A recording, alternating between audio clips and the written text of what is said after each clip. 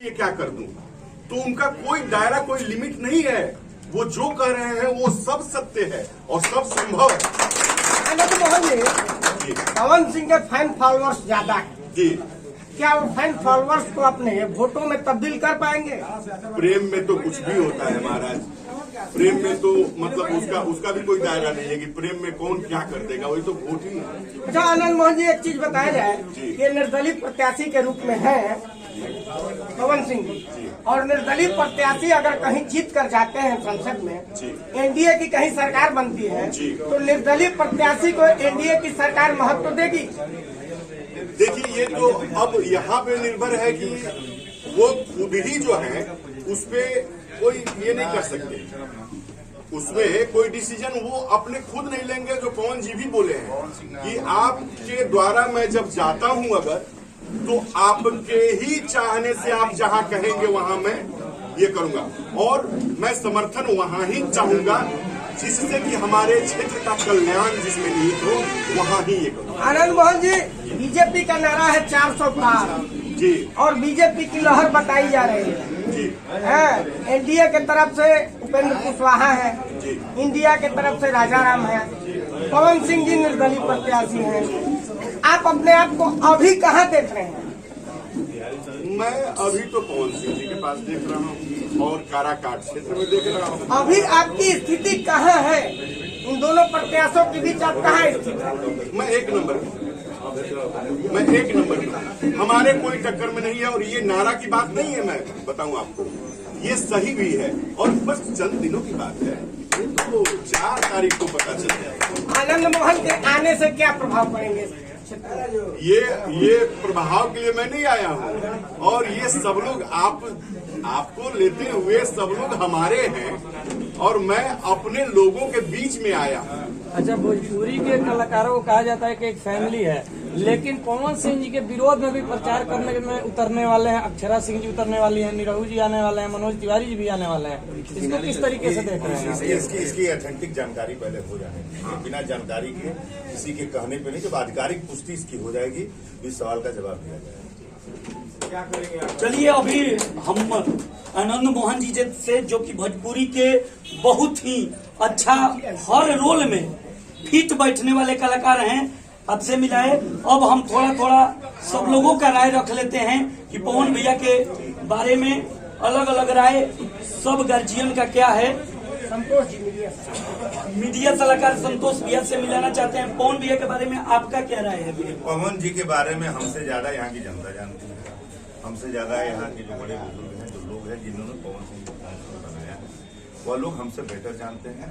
और पवन सिंह 32 साल से गायकी की दुनिया में, एक्टिंग की दुनिया में जिस मुकाम पर आज पहुंचे, ये किसी बताने और परिचय की मोहताज नहीं है, ये सब बताने की जरूरत है। बस इतना कहूंगा कि यहाँ के लोगों के लिए शुभ अवसर आया है। 15 साल से आरा पारा का जो राजनीति चल रहा था, कभी इधर कभी उधर, ना अस्थायी राजनीति थी, ना अस्थायी नेता था, ना अस्थायी नेतृत्व था। तो नेता और नेतृत्व दोनों यहाँ नहीं था, विलुप्त हो गया था। अब अवसर आया कि 15 साल बाद आप नेता चुने और नेता के साथ एक ऐसा दमदार नेतृत्व चुने कि जाकर के जब सदन में जाए तो लोग बोले कि बिहार की जनता और बिहार के नौजवान। बहुत महत्वपूर्ण बात मैं बताऊंगा, ये जिन नौजवानों को हम किसी का नाम नहीं रखेंगे, लेकिन जिन नौजवानों के बारे में कहा जा रहा है 18 से 20 साल, 25 साल, 26 साल के नौजवान लफुआ लड़के हैं, ऐसे बयान देने वाले उन नेताओं से कहने जाऊंगा कि 4 तारीख को यही लफुआ कहने वाले, जिन लड़कों को लफुआ कह रहे हैं वो लोग, और जिनको बोले 18 से 20 साल वाले, 25 साल वाले, ऐसे ही नौजवान लाखों की संख्या में वोट करने जा रहे हैं। जमानत जब्त हो जाएगी 4 तारीख को। बताइए, देखिए, बीजेपी की तरफ से बताया जा रहा है कि पवन सिंह जी भगोड़े हैं, आरजेडी के एजेंट हैं। क्या कहिएगा इस? आप अगर बीजेपी के किसी एक नेता का वक्तव्य हमको बता देते, जो एथेटिक जिनके पास हो, जो बीजेपी के प्रवक्ता हो, जो बीजेपी के लोग, जो लोग अगर ऐसी बात कहे, मैं तो देखा नहीं हूँ, लेकिन अगर आपने किसी चैनल पे देखा इस शब्द का जिसने भी इस्तेमाल किया है, तो एजेंट के तौर पे काम करना होता तो एजेंट के तौर पे काम किया। पवन सिंह ने अपने जीवन में भारतीय जनता पार्टी में 10 साल सेवा किए हैं और राजनीति में जब से उन्होंने कदम दिया पता नहीं कितने लोगों को सांसद और विधायक बनाना है। और मैं उन लोगों को कहना चाहता हूं जो भगोड़े शब्द का इस्तेमाल कर रहे हैं और जो ये कह रहे हैं कि भगोड़े हैं पवन जी और पवन जी दूर से है, पवन जी बाहर से आए हुए हैं, उन लोगों से कहूंगा जो ये स्टेटमेंट दे रहे हैं तथाकथित नेता लोग जो घूम करके मंडियों में स्टेटमेंट दे रहे हैं, उनसे कहना चाहूंगा कि उनका घर कहां पड़ता है और जिस प्रत्याशी के लिए वोट मांग रहे हैं वो प्रत्याशी कहां का रहने वाला है।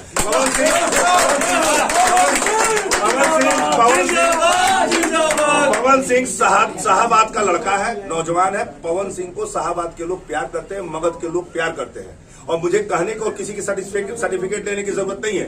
सर्टिफिकेट हमको किसी नेता का चाहिए भी नहीं, न किसी पार्टी का चाहिए। और हमारी लड़ाई न किसी नेता से है, न हमारी लड़ाई किसी पार्टी से है। हमारी लड़ाई यहाँ का विकास से है, काराकाट के नौजवानों के विकास रोजगार के लिए। हमारी लड़ाई यहाँ के कैसे उद्योग चालू हो, यहाँ बंद पड़े कल कारखाने कैसे चालू, भय भूख भ्रष्टाचार काराकाट हो, हमारी लड़ाई इससे है।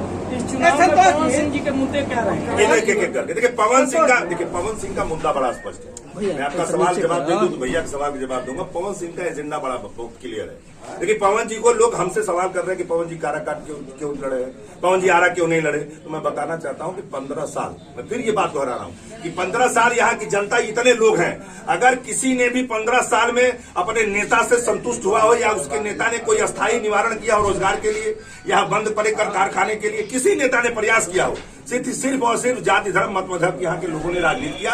कभी आरजेडी में तो कभी बीजेपी में तो कभी माले में ये लोग आला पाला बदलते रहे। और जिस नेता का, मैं हमेशा ही सार्वजनिक मंचों से इस बात को कहता हूँ, जिस नेता का अस्थायी नेतृत्व न हो, अस्थायी विचारधारा न हो, अस्थायी उसका व्यक्तित्व न हो, उस नेता के ऊपर कतई यहाँ की जनता भरोसा नहीं करेगी। 15 साल गुजर गया है, 5 साल आपके भाई और बेटे पवन सिंह ने यहाँ के लोगों से आशीर्वाद मांगा है। और सुनिए, बड़ा स्टेटमेंट देते हैं सब लोग। मैं तो सबको कहता हूँ आइए हमारे सामने बैठ करके डिबेट करिए और सवाल करिए। हम भी 15 साल एनालिसिस करके काराकाट के लोगों की चीज को एक एक चीज जान करके समझ करके सबको सब कुछ जाना है। ऐसा नहीं हमको मालूम नहीं है कि काराकाट में किस चीज की जरूरत है, कौन सी मूलभूत सुविधाएं चाहिए, हमको सब पता है, हम सब जानते हैं। लेकिन हम उन लोगों से कहना चाहते हैं कि बेतुका बयानबाजी बंद करिए। किसी के ऊपर आरोप लगाने से पहले अपने गिरबान में झांक करके देखिए कि आपका चाल और चरित्र क्या है। कोरा कागज है पवन सिंह सरस्वती पुत्र है और एक मां ने काराकाट के लोगों को अपना बेटा सौंपा है। और यकीन मानिएगा कि यहाँ के माँ, भाई, बहन, गार्जियन सब लोग अपने बेटे और भाई की तरह उनको प्यार भी दे रहे हैं। ये किसी से छुपा नहीं। संतोष जी, एक पवन सिंह का डायलॉग था कि पावर एंजे से शुरू होला एंजे खत्म होला। तो बीजेपी जब उनको आसनसोल सीट से टिकट दी थी तो वहाँ पावर कहाँ गया था? देखिए पावर की बात आपने कहा है और प्रश्न का मैं कई बार ये कोशिश करता रहा कि सवाल से हम भी बचे और ये सवाल आप किए हैं तो इसका जवाब हम एक बार पहले भी आप पूछे थे, हम नहीं जवाब देना चाहते थे। देखिए कुछ बातें ऐसी हो जो निजी कारण होता है। पवन जी ने अपने रोड शो के दिन उनसे सवाल किया गया तो बता, कई चीजें ऐसी होती है जो नेचर के खिलाफ होती है, जो पवन सिंह का व्यक्तित्व तो नहीं रहा है। आरोप प्रत्यारोप होता है, कलाकार का हृदय बड़ा कोमल होता है, कहीं न कहीं मान सम्मान और स्वाभिमान को ठेस पहुंचाता कुछ बातों को लेकर के। और मैं नहीं कहना चाहता हूं, मैं फिर से इस बात को दोहराना चाहता हूं कि जो चीजें बक्से में बंद है उसको रहने दिया जाए और मान सम्मान के साथ पवन सिंह कभी समझौता नहीं कर सकते। और रही अगर भगोड़ा रहते तो जिस कैलिबर का नेता है पवन सिंह, जिस कैलिबर का गायक और कलाकार है पवन सिंह, किसी के कलेजे में दम नहीं होता कि लोकसभा का चुनाव इतना बड़ा चेहरा होते हुए भी जिसके पास 10 पार्टियों का ऑफर हो वो आकर के निर्दल चुनाव लड़ेगा। कलेजे में दम था, अपने लोगों को सेवा देना था।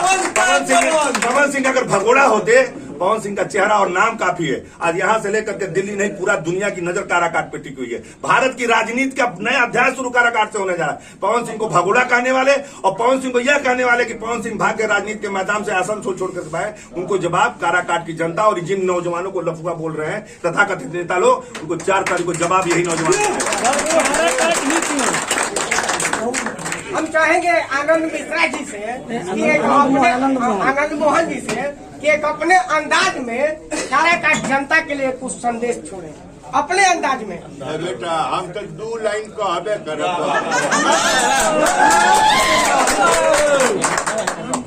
हम तो 2 लाइन कह। अरे बुथावा पचई ह तू खा के पान जरदा गरदा हो जाई। आ जीत जई है पवन बाबू पूरा हो सरधा भैया हो गरदा हो जाई। चलिए बहुत सुंदर। अब कुछ पब्लिक का राय जान लेंगे और